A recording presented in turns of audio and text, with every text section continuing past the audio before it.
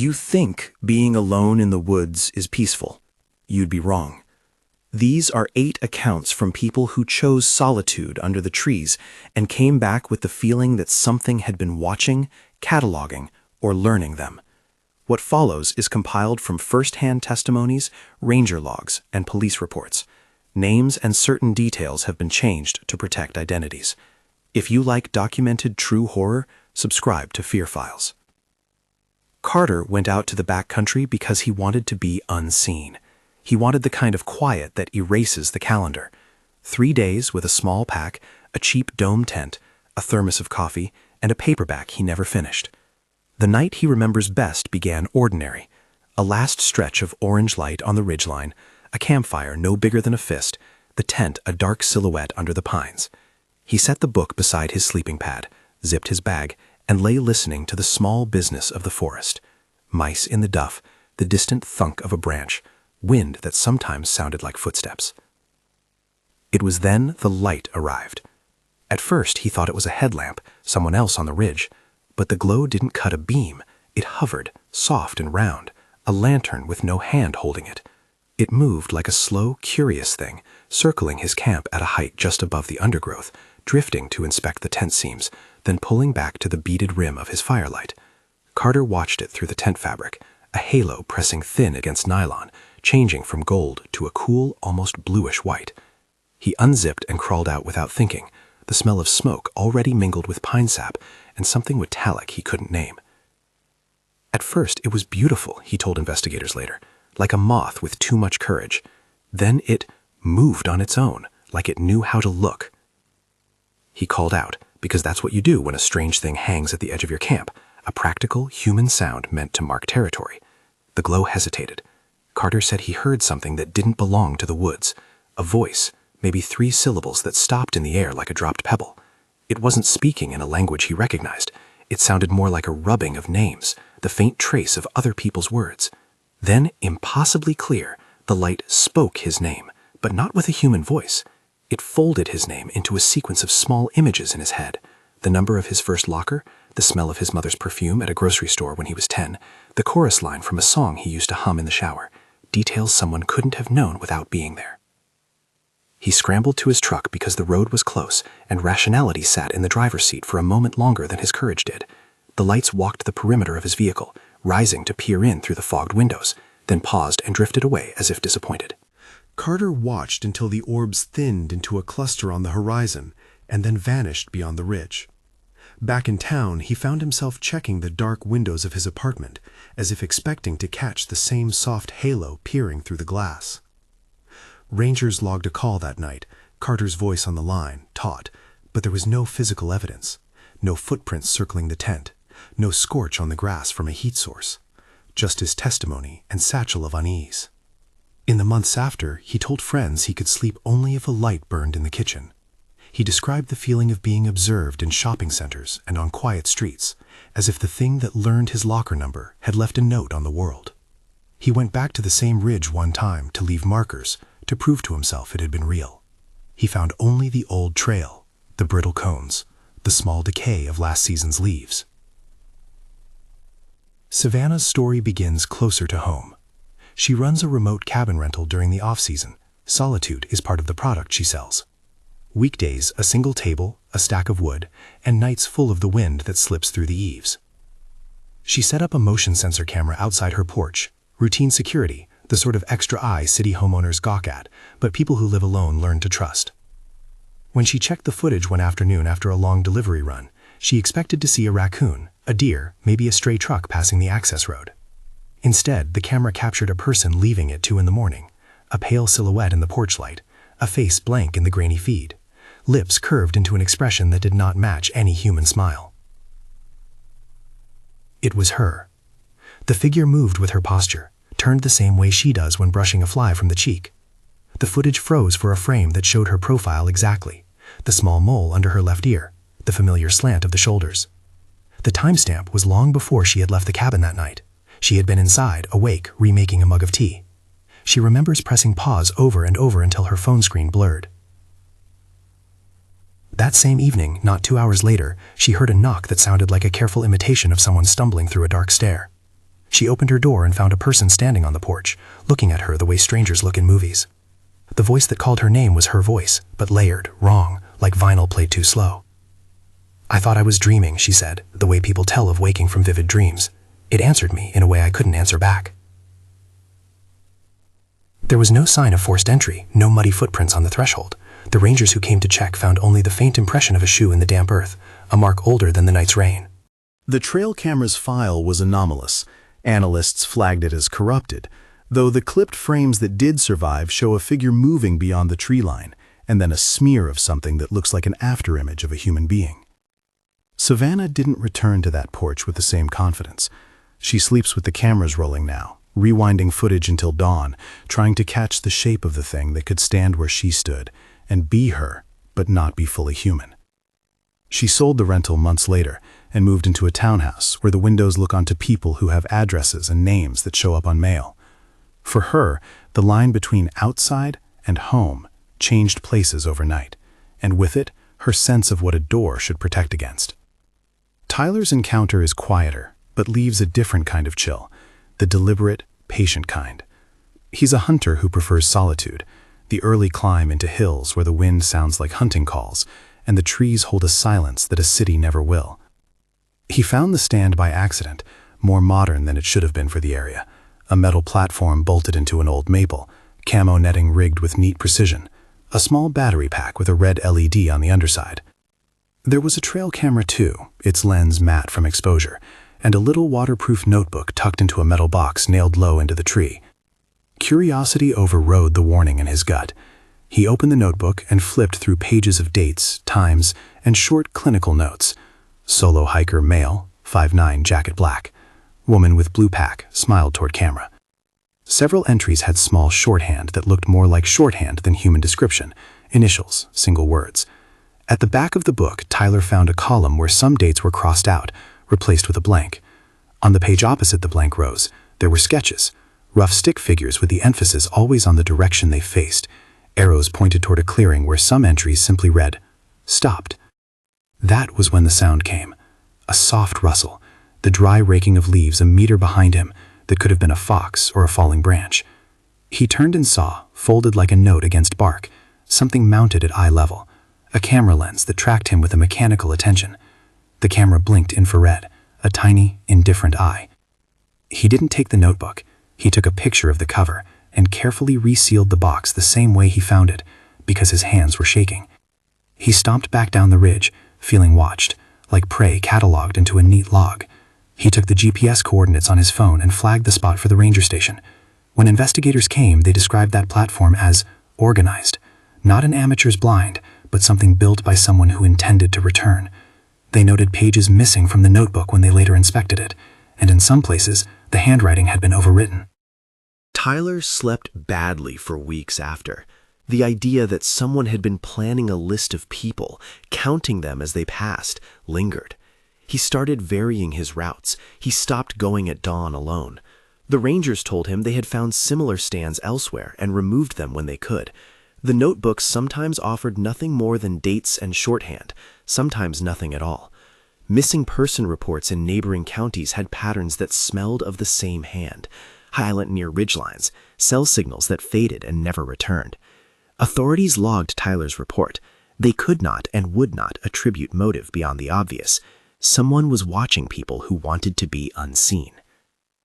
Brooklyn's story is the slow kind of terror that unfolds like a stain spreading on paper. She was a weekday hiker, someone who loved to get lost enough to find herself again in a long loop that most people only do on weekends. That day she took an unmarked path, the kind that breaks off the map and becomes a place the rain remembers in its own way. She had an ordinary pack, an ordinary sense of time, and the sort of quiet confidence that comes with experience. Map, compass, a charged phone she trusted without real evidence. The weather was the gentle gray of mid-autumn. The forest breathed and exhaled, and the trail underfoot was a mosaic of pine needles. She found the cabin without expecting to. It had no name on the mailbox because there was no mailbox. It sat in a small clearing like something that had always been there and simply shifted into existence while she blinked. The porch was tidy, with a rope swing and a small stack of firewood, and the door was slightly ajar as if waiting for someone who had simply paused on the way in for a moment too long. Inside, everything smelled like pencils and dust, a smell that was almost comfortable until she saw the wall. There were pages pinned there, dozens of them, sketches, each a careful line of pencil that captured a person arriving on the path at different times. At first, the drawings were generic, a hiker with a pack, a figure bending to tie a shoe. The drawings grew more specific the farther they reached across the wall, until, pinned at eye level, was a portrait that stopped at the shoulder. It was Brooklyn. The sketch showed the little cowlick she habitually pushes back, the looped braid she wears after 9 miles, the scar on the knuckle of her left hand. The last sheet on the wall was only an outline, 2 faint pencil arcs where a face should have been. Her name was scrawled lightly in the corner of the last page, not in the slapdash of graffiti, but in a steady, practiced handwriting, B. She said later that she felt a tug inside her chest that was not fear at first, but curiosity, a bad habit of friendly minds that makes you look where you shouldn't. She stepped closer to see if the last arc had been erased or was simply unfinished. The sound behind her, a slow, deliberate pencil scratch, stopped as if the house itself had taken a breath. She left quickly, with the taste of graphite at the back of her throat.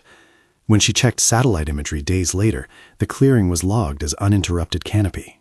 The cabin did not exist on any map, and rangers who searched the GPS coordinates only found the empty hollow where undergrowth had blended into brush. The sketches remained the most tangible proof she could offer.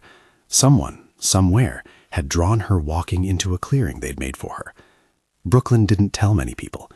She told the local ranger, who listened with a professional silence.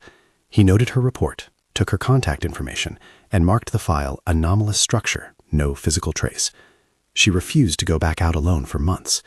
Once, when she did, the map in her hand felt like a betrayal. The trail was a different shape, the bends unfamiliar. She began to suspect that some parts of the forest remembered differently, and that memory could be altered, slow as moss taking over a stone. Between these stories there is a narrow seam, a recurring set of motifs that make you slide your hand along the bark as if to read the rings. There is the curiosity that looks like light, the imitation that looks like home, the methodical watching that looks like a ledger, and the place that looks like shelter, but is perhaps the opposite. Alone, people stop being members of a crowd and become objects of attention. Alone, routine details, the way you brush your hair, the particular tune you whistle while boiling water, become unique identifiers. That uniqueness is valuable to whatever notices. When people come back from these encounters, they are not always marked the same way. Carter's nights are short and edged with a light anxiety. Savannah sold a cabin and now sleeps with the hum of streetlights she never wanted. Tyler took down his own stand of solitude and learned not to assume his moves are private. Brooklyn now leaves a trail of breadcrumbs she never meant for anyone to find. Notes to herself, reminders that she is her own witness. So the forest changes the people who pass through it, and sometimes the people change the forest back in strange, small ways. But there are other kinds of encounters that are less about being watched and more about being mirrored, where the thing in the trees doesn't simply look at you, but begins in its own way to move like you do. Blake went to a lake because a friend told him the bass were biting after midnight. It is one of the quieter kinds of trips. A one-man skiff, a single rod, a small headlamp that slides a cone of light across the water. The surface was black glass, and where his beam hit, the water trembled but showed no shape. He heard something that sounded almost like walking on the dock behind him, the soft clack of a heel on weathered wood. He turned, and there was a figure standing at the water's edge. Tall, too tall to be human by the way its shoulders sat, too long-limbed, and making the same small adjustments that Blake himself habitually made before casting, a roll of the wrist, the tightening of a bootstrap. It mimicked him. He noticed a wrongness only because the figure's joints bent at odd angles where a human knee should be a hinge. The movement was uncanny, as if someone had learned to imitate the language of the human body without the right grammar. As Blake froze, the thing turned its head in the same way he does when he checks the sky for clouds. It took a step that should have ended in the water, and instead left a print that tapered at the heel, as if the foot had been built differently. Its bare feet showed long toes that splayed like the slats of an oar. When it moved, the sound matched his own breathing. When he took a step back, it mirrored him, taking the same distance, the same pace. The sensation of being followed by an echo of your own motion is insidious. It breaks the ordinary contract between body and space. Blake threw a rock. a small, meaningless rock, thrown not to hurt but to measure reaction, and the figure paused with him. When the rock landed, it resumed. He did not wait to learn if it would become more aggressive. He fished for an hour more, with the tip of his rod stabbing at the water like a protest, then left with a line tangled and his phone battery inexplicably drained. He described prints later to a ranger, long, elliptical, too evenly spaced. The park's interdiction team photographed the shore and found impressions in the mud that did not match any local species track pattern. The samples of soil at the waterline showed an unusual scattering of detritus, but nothing definitive. Blake stopped going out alone at night. The lake no longer called. The idea of being mirrored by something that moves like you but is not you made his ribs ache. He told friends that it felt like the world was learning the mechanics of how he walked. Whether it learned to mimic him out of curiosity or calculation, he couldn't say. He only knows the tilt of a head now has the potential to be a question or a measuring rod. By the time he stopped, the pattern had spread through the few injuries the survivors shared, a feeling always of being catalogued, a margin of personal data taken without consent, the timbre of a laugh, the little double step before a slow ladder climb, the exact melody you whistle while you wait for coffee to boil. Those things appear again and again, gathered and used. This is where the forest becomes musical. Piper grew up on the edge of the trees and knew every whistle her grandfather taught her. When she was a child, a certain tune would call the family dogs in from the field. A variant would be used to get the neighbor's boy to stop teasing the hens. She carried those melodies like a private key. On a late afternoon walk, she heard a whistled phrase that matched one her grandmother used to hum when setting a pie on the sill, an intimate, private sequence of notes. The tune drifted from the birches and then, malleably, finished with an extra fall into a spiral of notes that none of her family used. It was close enough to coax her toward the sound. The brain is greedy for pattern. When it recognizes the domestic in the wild, it laps at it like a thirsty dog. She told friends she almost followed the music into a part of the undergrowth she didn't know. The whistling changed its mood as she did, a warm family melody that grew colder into trills that finished off in a high metallic ring. Piper forced herself to step back, to follow the trail she knew, to count her paces. She kept the whistling in her ears like a pressure on the skull for days. At night it invaded her dreams, a version of the tune that tacked on tiny variations she did not remember learning. She would wake convinced she had heard the song in the kitchen at home, then find the kettle cold. Rangers confirmed a report of someone else hearing a composed whistling on the same ridge 2 weeks earlier. The pattern of the melody differed, but the effect was the same, a lure built from personal familiarity that fed on the expectation of home. Piper later described the final sequence of notes as a question pretending to be an invitation, and that description stuck in the notes rangers wrote when they filed their own report. The sound is the most dangerous because it is invisible, and because people will walk toward a sound they recognize the way moths fly toward a porch light. That inward tug is small, almost a kindness, and it hides its teeth. Other people were not always so lucky to hear only a whistled cousin of a family song. Some of the lures were mechanical, some were voices, and in at least one case the lure arrived through a phone. Jaden's night is the kind you can imagine if you densify every motel and campsite fear into a single patient hour. He set up before dusk at a popular loop, a tent, a ring of stones for a fire, the smell of ramen packets and wet cotton. He slept and woke to find the tent pitched next to him, a second shelter with a whole setup, fresh footprints leading to it, a small backpack zipped open and a water bottle in its side mesh. Yet when he called out, there was no response. He checked the bag. It had a jacket in it and a mitt, an old map, but no one was around. The imprint of a person at cap, the obvious signs of another human's presence, with the human missing. That night, as small, measured footsteps circled his tent, he felt something touch the fabric. It was not violent, it was the light tracing of fingers. The sound was a gossamer rasp, as if the thing at the other side wanted to know precisely how the canvas felt. Jaden recorded audio on his phone and later played it back at a volume that made the hairs on his forearms stand up. There is the faintest scrape of nylon, and then, underneath it, the slapping rhythm of something that measured steps in long, odd increments. He said it felt like being inspected with a kind of professional curiosity.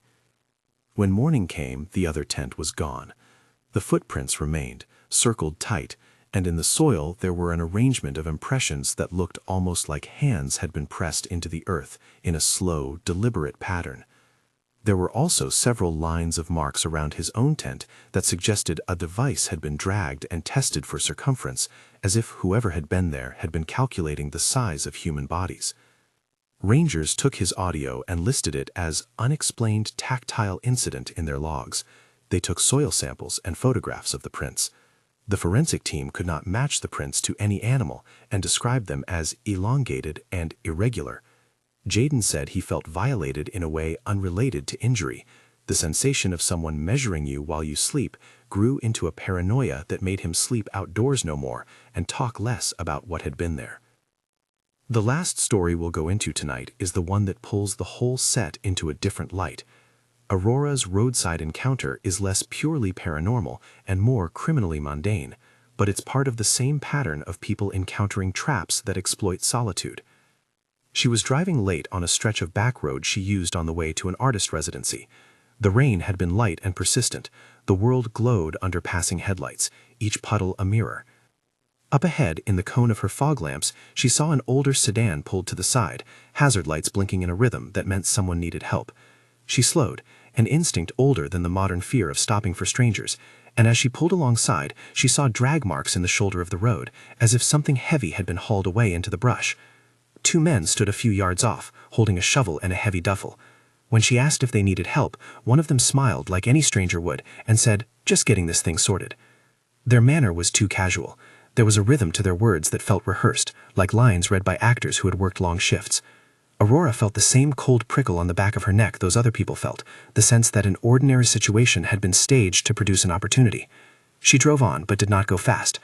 The men walked toward her car as if to flag her down, and she rolled up her windows, locked the doors, and kept going. When she reached the next turn, she stopped and called the number on the highway patrol sign. The dispatcher wrote down a report and said officers had received similar calls about staged cars on that highway before. She reported the drag marks and the abandoned vehicle. Police found the car stripped of its plates and with blood spatter in the back seat. The duffel had been left at the roadside, its zippers half open, but there was no person inside. There were no immediate arrests. Aurora's presence on the road that night was small, a risk she didn't need to take but almost took anyway. Her choice to keep moving saved her from being pulled into whatever transaction they had been orchestrating.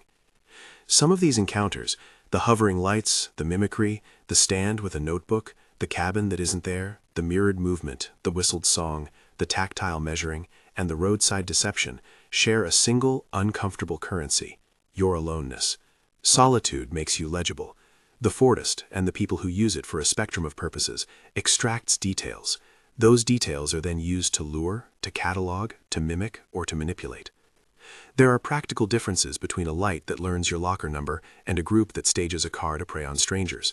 But these events intersect in one way that matters more than whether the explanation sits in the realm of the human or the otherworldly. Vulnerability is the commodity. When you remove witnesses, when the number of people who can vouch for you drops to 1, the world can tilt. What we have here so far are the testimonies of 8 different kinds of encounters, though tonight we've only moved through half of that list. The rest of the accounts continue themes we've already seen and introduce one more variable: the failure of evidence to convince itself. Cameras will show things that files will later call corrupted. Footprints will refuse to match known species. Notebook pages will be torn out. Authorities will log reports with polite, clinical words that do not remove the way your skin feels afterward, a thin, permanent knowledge. If you are someone who likes the edges of stories where nothing fits neatly, you're in the right place. If you are someone who values verification, you've already seen the problem. Verification often refuses to be tidy in the woods. We will move next into 2 more accounts that emphasize sound and touch in ways that make ordinary safety measures feel insufficient, and then into the final stories that pull the set back toward everyday danger, the kind you can call 911 about, and the kind that the police will file away and mark as open. But before we continue further into the night, hold the image of a trail marker in your hand. Simple, wooden, painted with an arrow. It promises direction. It promises that if you follow a line, you'll find the way out. In these stories, the arrow sometimes points home, sometimes it points into the dark.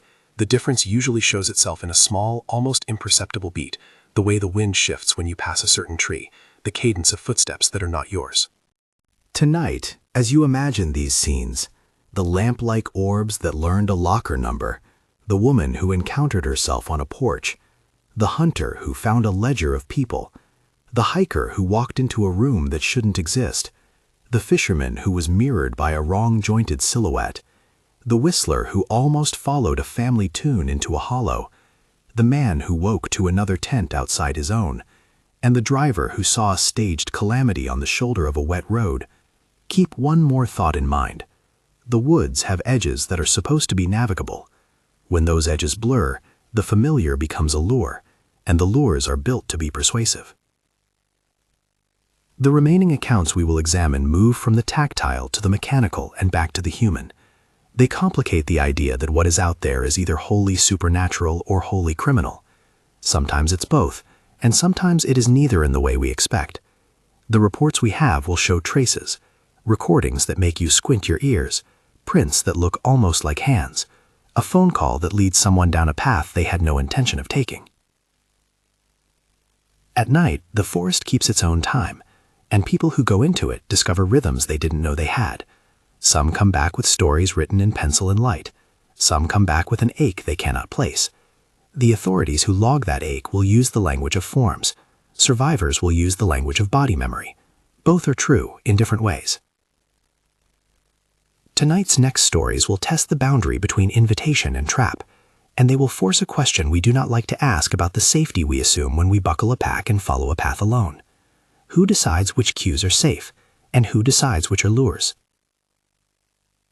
The trail marker image is still in your hand, a promise of direction or a mute arrow whose meaning has shifted. What happens next in these reports is not a tidy reveal. It is the long echo that follows an odd night and the array of small bureaucratic acts people perform to prove to themselves they were not imagining the thing that brushed their lives. There are logged calls, photographs filed, hours on hold with dispatchers, and the patient mechanical work of rangers who drive out into damp hollows and stare at ground that seems to both remember and forget. Consider first what evidence looks like in the woods: a smear of light through nylon, a time-stamped pixel that refuses to explain itself, a page torn out of a notebook, prints that curve the wrong way. Those are the materials with which investigators must work. They are also the things that survivors return to when the first adrenaline fades and a more troubling presence takes up residence: the knowledge that whatever noticed them has kept a record. Carter's lights left no physical trace, but his own body became material for the record. He started keeping a small notebook by his bed again, as if writing could fence off memory. He told friends he could not tolerate the dark and enclosed spaces. The same light that had been soft and beautiful on the ridge now threaded the black of his apartment with menace. He took his truck in for a check to prove to himself it had not been entered. Mechanics found nothing wrong and charged him anyway, in the way reality sometimes does, by demanding payment for a feeling.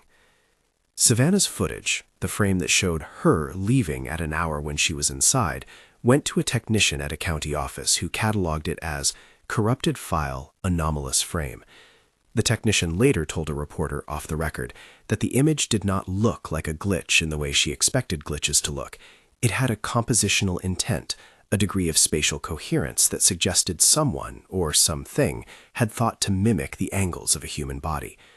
That phrasing sat in Savannah's mouth like a stone, the idea that the woods might be attempting a draft of her. She kept copies of every video she had and learned the language of codecs and frame rates, because where the law could not promise answers, knowledge offered a small practical comfort. When Tyler handed over a picture of the notebook cover he'd found on the tree platform, the rangers thumbed the device as if through a ritual: photograph, print, file. At the station, someone cataloged the missing pages and the crossouts as they would any piece of potential evidence. There was no single smoking gun linking the platform to disappearances, but a pattern appeared across files when investigators compared notes: a handful of platforms, similar notebooks, and a tendency for entries to stop where cell signals typically die. That pattern doesn't prove intent, it allows hypothesis. Hypothesis, in turn, becomes an instruction set for scarce officers: search this ridge, monitor that hollow, remove the blind, and document. Brooklyn's sketches furnished a different problem for those who sought to reconcile sight with proof. Pencil marks on paper are easy to understand where they exist, and yet the cabin itself refused to be recorded by satellites after she left the clearing. For a time she entertained scientific explanations, projected imagery, deep fake frame-by-frame manipulation. She showed a police officer the stack of drawings in an evidence back. He put on gloves, turned them over careful as museum pieces, and noted in a report that she presented an array of graphite impressions potentially related to an unknown structure. The phrasing is clinical, the evidence stubbornly intimate. There are only so many things a report can say to a woman whose portrait sits unfinished on someone else's wall. Blake's prints at the lake were photographed by an interdiction team with more training than the local sheriffs, who took measurements and compared them to known species and shoe patterns.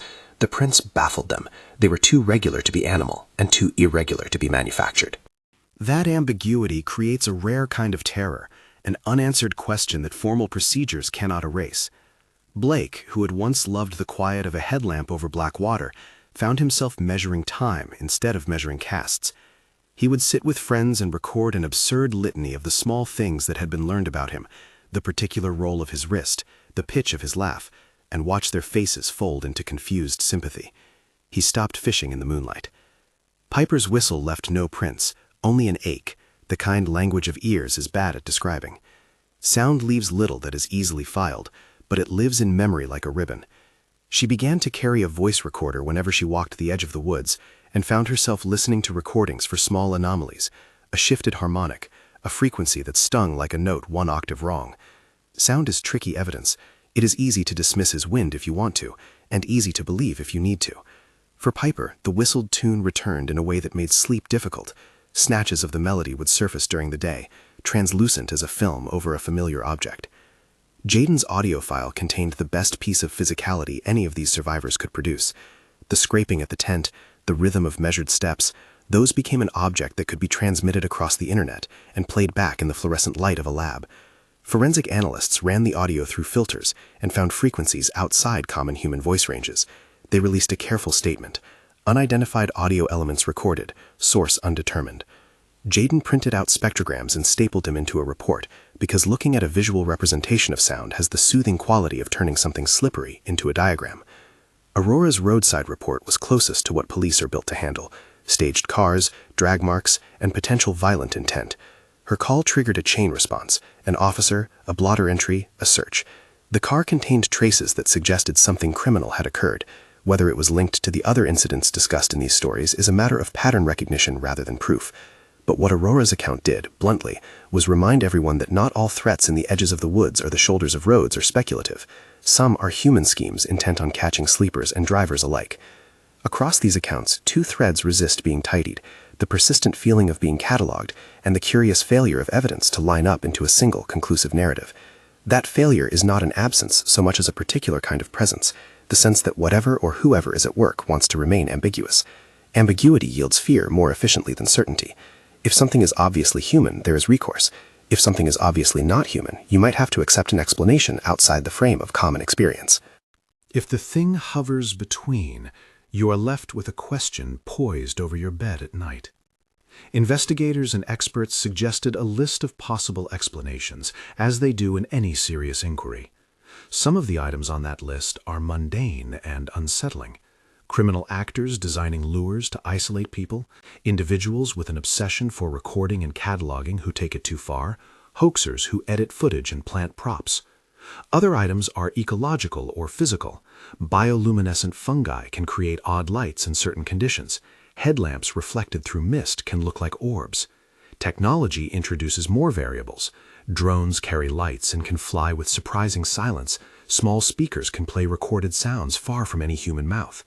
The important point is not which of these explanations is true in any single case, because for many of the survivors we spoke with, none of these explanations fully accounts for their experience, but that each option changes the terms of how you cope. There is also the human mind to consider. Stress, sleep deprivation, and isolation all alter perception in subtle ways. The brain constructs narrative out of fragments. A familiar melody will be completed unconsciously. A silhouette in grainy footage will fill in missing details with your own face. Some investigators will list these psychological factors cautiously. Others will point to community reports that resist being explained purely in terms of individual perception. The pattern remains. In many of these reports, multiple witnesses in similar geographies described analogous phenomena. That parallel raises a question the lab notebooks and police files cannot answer. Why here? Why now? One way to think about it is to imagine a system that harvests idiosyncrasy. Your habits, your small telltale motions, the way your voice breaks a particular way at a laugh. These are the data points that seem to matter in the testimony. When a whistled tune is effective, it is because the tune overlaps with a private memory.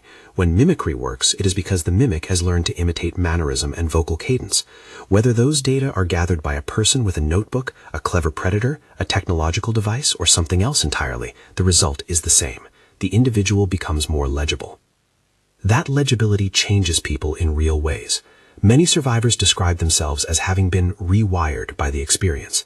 Tyler, who had been a man of routine descents, began altering the very rhythm of his days, taking longer, more circuitous routes, breaking up predictable patterns on the theory that unpredictability might be a kind of protection. Savannah sold the rental and moved to a town with porches and neighbors. The daily weight of privacy, she said, has a cost, but it allows her to sleep without scanning the yard for a figure who is just a little too much like she is. Jaden, who once camped as a way of remembering that he could be small and free, now chooses company for overnight trips. Blake took a fishing trip with 3 friends, and they left their phones on the plastic bench by the lake, the way one leaves a charm on an altar, for small and obvious safety. There are legal and institutional aftershocks, too. When patterns emerge, platforms with notebooks, cameras that catalog faces, law enforcement is sometimes forced to reclassify quiet annoyances as potential threats. That reclassification triggers a response. In 2 counties, rangers increased patrols along ridgelines and removed a number of tree platforms identified as clandestine blinds. In other places, bureaucratic friction and limited resources meant that a report filed as anomalous structure, no physical trace, sat on red for longer than anyone would like. That gap, between the desire for action and the capacity to act, compounds the survivor's sense of isolation. Not all responses are official. In the wake of these incidents, informal networks formed. Facebook groups with muted images, message threads where people share warnings about particularly isolated stretches, and a culture of leaving small markers on the trail for friends, a rock at a junction, a folded bandana tied to a branch. These markers have a double character. They are both map and ritual. They say in a quiet human language, "I know this place. Someone else will know me here." That communal knowing is anathema to anyone who would harvest loneliness. And yet, the question returns repeatedly. If any of the phenomena here were the product of crime, organized people who set traps and catalog their results, why the mimicry? Why the sketches and the whistled family tunes? Some investigators posited that exploiters would naturally evolve more sophisticated strategies. A lure that uses a familiar song is more likely to work than a shouted false passport. Others suggested that human collectors and predators might be inspired by the same instinct that gets certain collectors to catalog animal tracks or record bird songs, a compulsion to name and list. Again, motive and method are different axes of the problem. Beyond the institutional frame, there is the more intimate work of living with uncertainty. Survivors recount 3 kinds of nights. There are nights that follow the event immediately, raw and brittle, where sleep is a thin thing and the world is still full of questions. Then there are months where the memory reconfigures, darkening little edges of the life, turns in the road, winded footfall on a porch, until the person learns to live around that new shadow. Finally, there are years later, when the trauma has calcified into a set of habits, changed routes, new routines, a reticence about solo travel, or conversely a stubborn return to the places once feared as a proof of mastery over the thing that watched. Some survivors find therapy useful. Several of the people who shared with us began cognitive behavioral programs or sought trauma counseling with therapists who specialize in post-traumatic responses to environmental events. In therapy, they learned to name sensations, what the chest does when you expect a voice, the exact pressure in your scalp when a tune begins in the back of the throat, and practiced grounding techniques that are small, practical tools for a mind that has been taught to detect threat. That clinical language does not diminish the strangeness of the event. It simply helps manage the ways the body keeps score. Others find solace in sharing the story itself. The act of telling, of transcribing an account into the formal register of a police report or the quieter register of a message thread, is an act of putting out a hand. It invites others to witness what happened. There is dignity in being documented. There is also risk. Public exposure can attract skepticism, derision, or worse, the attention of people who might want to test how much of your solitude is available to them. Survivors learn to calibrate their sharing. Some tell friends and rangers and a trusted clinician. Others tell an interviewer on background and ask their names be changed. That choice, the degree to which you reveal the map of yourself, becomes a new safety protocol. There are cultural questions, too. People who venture into the woods often inhabit a particular ethic, resilience, modest risk, and a desire for interior quiet. Those qualities are prized, and they have their counterpart in a kind of stubborn individualism. The accounts we have collected prod against that ethic, insisting that solitude is not an unquestionable virtue. The woods are not necessarily a moral test. They are, for many, a landscape with its own economies of risk and reward. Recognizing that is not cowardice. It is the same pragmatic virtue that leads someone to carry a spare jacket, to tell a friend where they'll be, to travel with a buddy along a less forgiving trail. There are also ethical obligations for storytellers. We owe survivors a careful ear and the protection of anonymity when they ask for it. We owe readers language that avoids sensationalizing trauma or turning pain into spectacle. We owe investigators the humility to present patterns without overselling causation. All of these obligations sit at the center of how we pass these stories forward. The woods keep their own counsel, and the human job is to translate that counsel without coloring it into myth. So what do we do with the patterns? What is the line between curiosity and caution? Some possibilities are strictly procedural. Tell someone where you're going, carry means of communication, avoid isolated ventures when you can, check your equipment, and if you receive the sort of lure described, an uncanny imitation of a voice, a precisely familiar melody, you might treat it as suspicious rather than comforting. Those are practical responses meant to reduce immediate risk. They are not guarantees. In Aurora's case, a simple choice to keep moving and call for help prevented a dangerous escalation. In Carter's case, the instinct to return to the truck and place metal between himself and the orbs bought distance. The important nuance here is that survival is often about small, split-second decisions as much as it is about bigger plans. Beyond that, there is the social work of creating communities that do not urge people to trample their instincts in the name of ruggedness. Saying "don't go alone" is not a moral admonishment. It is a recognition that most risks are social and that many dangers are avoided when community is the norm. This is not to infantilize adults. It is to acknowledge that human systems of safety, neighbors who watch for one another, rangers with resources, shared knowledge, work because they are social. It is also worth remembering that a lack of tidy proof does not mean no harm occurred. Whether the lights were human-engineered drones, the sketches the work of a person with a compulsion, or something outside our current understanding, the survivors' lives were altered.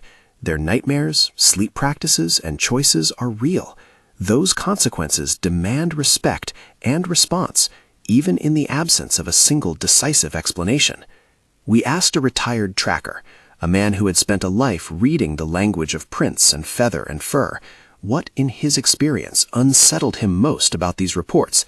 He told us plainly that he had seen human predators, and he had seen animals that left odd tracks, but what these reports shared was a kind of selective curiosity. Something gathered up what makes us ourselves, he said, and used it. The remark is not evidence, it's an interpretive frame, but it captures why the stories sting. We are cataloged not as crowds, but as individuals, and that feeling of being named without consent is a profound injury. As this episode winds towards its close, there is one final complication worth considering. Some elements of these accounts intersect. A platform with a notebook could be the work of a human stalker. A whistled tune could be the recording of a human voice played back through a hidden speaker. A cabin that shouldn't exist could be an abandoned structure periodically maintained by someone. Those intersections allow for grounded investigations. Follow the notebook, test the audio, trace purchases that match materials used in traps. Whenever human motive is plausible, it should be pursued. The ambiguity remains where the human explanation does not quite fit all the details. We leave the last word to the people who lived through these nights, quoted fragments that resist tidy closure. Carter said months after the lights that the true thing he missed was not sleep, but the sense of being ordinary. I wake up and wonder if the thing that learned my locker number knows I'm at the grocery store, he told a friend. Savannah, when asked whether she believed the camera saw her, shrugged. Maybe it saw something like me, she said. Tyler still sometimes dreams of the red dot of an infrared lens. Brooklyn keeps a small pencil in her pocket when she hikes now, not to draw, but to feel the weight of it as if it is a talisman. Blake will step back from any reflective surface at the lake and say aloud a nonsense word to make sure his voice hasn't been copied. Piper hums something not in her family's songs and keeps the melody folded away. She calls it a private key. Jaden will not camp without someone else in the tent now, and Aurora carries a list in her glove box of numbers she might call if she ever sees hazards blinking by the shoulder of the road again.